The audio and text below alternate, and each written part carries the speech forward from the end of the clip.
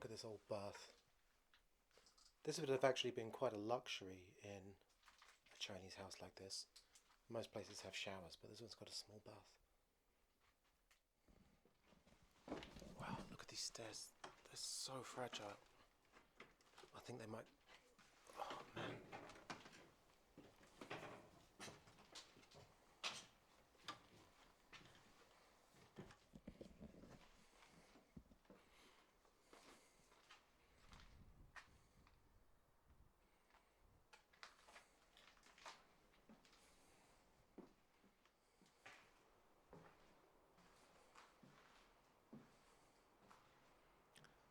You can tell that somebody's lived here quite recently because it says 2018 and then there's all the Chinese gods.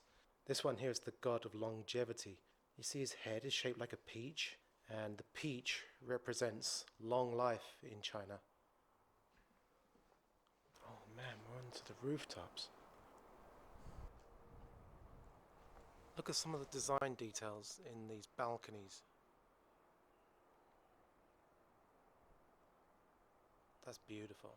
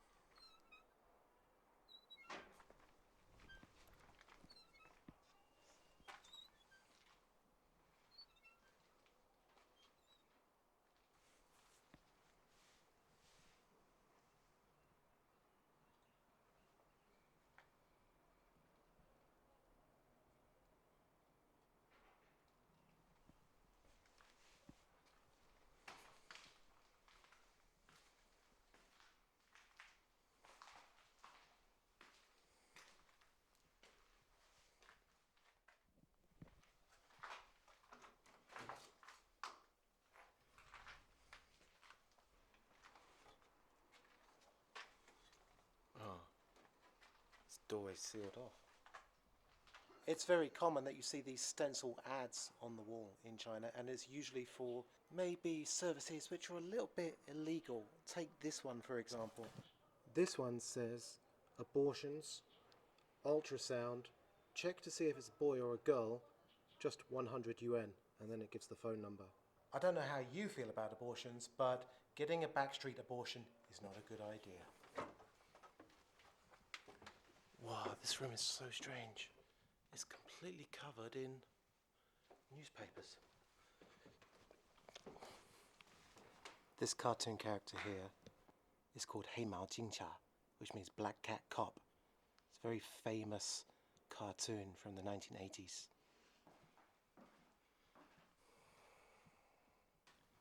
This character is from... These are all characters from the show One Piece. If you know their names, be sure to tell me. Oh, there's another floor.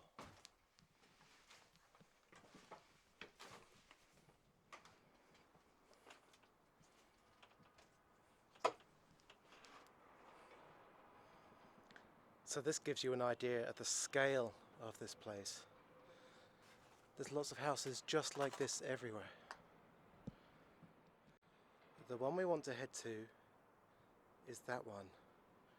You can see on the window there's an eye divided into 3 sections. That one looks like the fanciest building in this neighborhood. We're going to head there.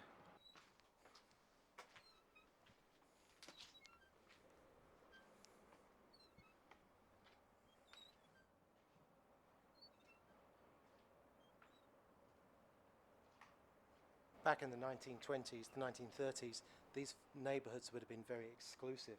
You can see kind of a lot of this European Art Deco style everywhere. But these were taken over by the communists and kind of evenly distributed. So while these houses originally were designed for probably one family, instead they had a whole bunch of families all move in here together. They're in the process of demolishing everything right now. In a few years, all of this will be gone. So it's very important that we document these things so that people can see them in the future.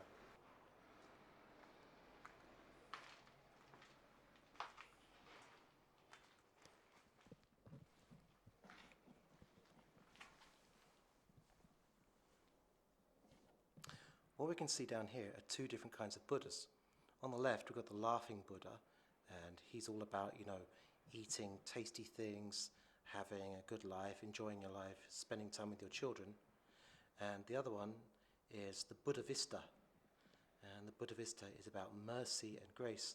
Even though she looks like a female, she's neither male nor female. I think that kind of offers an explanation as to why Thai people, who are deeply Buddhist, actually have a lot of respect for transsexuals, for ladyboys, because transsexuals in Thailand are neither male nor female, and that kind of puts them one step closer to Buddha Vista. In theory, that's my idea. I'm not sure if it's 100% correct. If you've got any other ideas about it, let me know. Oh, look at that. Poison. Maybe that's for the rats.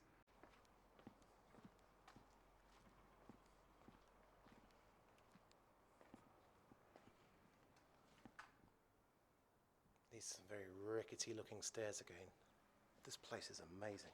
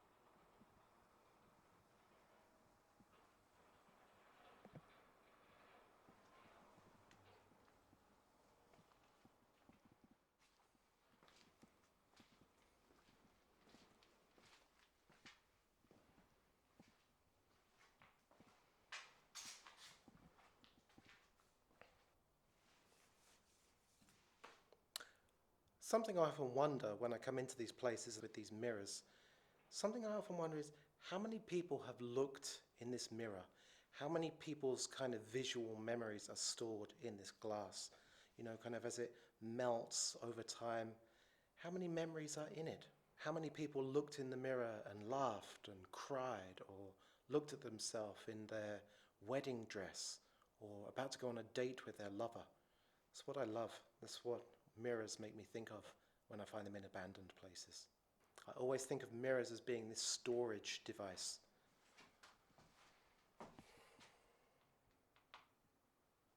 That is an awesome door.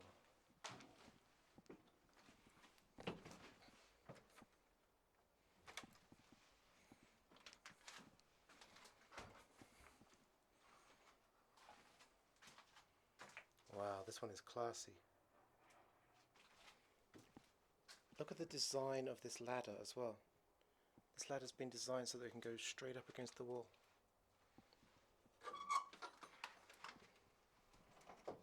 That's a nice space-saving device. I think it's broken.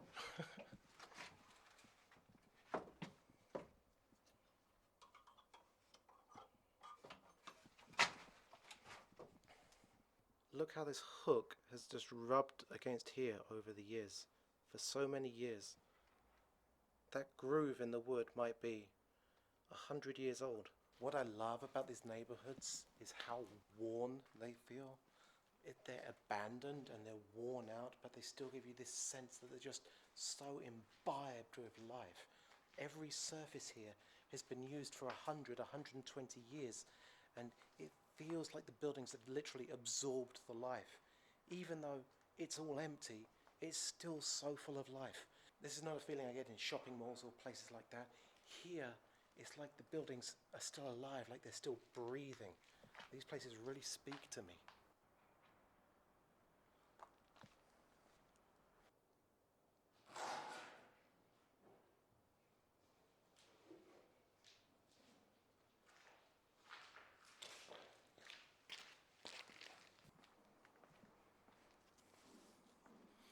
I think we're getting towards the heart of this neighborhood.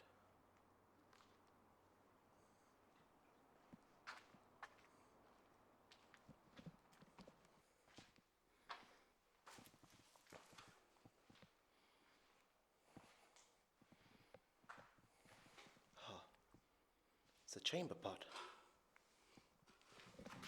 Like I was just saying about people looking in the mirror, I wonder how many people have pooped or peed in this pot. It still kind of smells of poop, actually. I think that's kind of the irony of exploring these places during the crisis. Everybody believes that this crisis, or any crisis in general, is going to lead to like the end of humanity, the end of the world. But if this is what the end of the world looks like, it's not really that bad. Sure, it's a little bit worn out, it's a little bit broken down, rusty around the edges, it crumbles a bit, but humanity will survive. I think these abandoned buildings, they really tell people that life goes on. There will be something new. So don't be afraid of the crisis. Go out and explore something in an abandoned building. But don't forget to wear your face mask.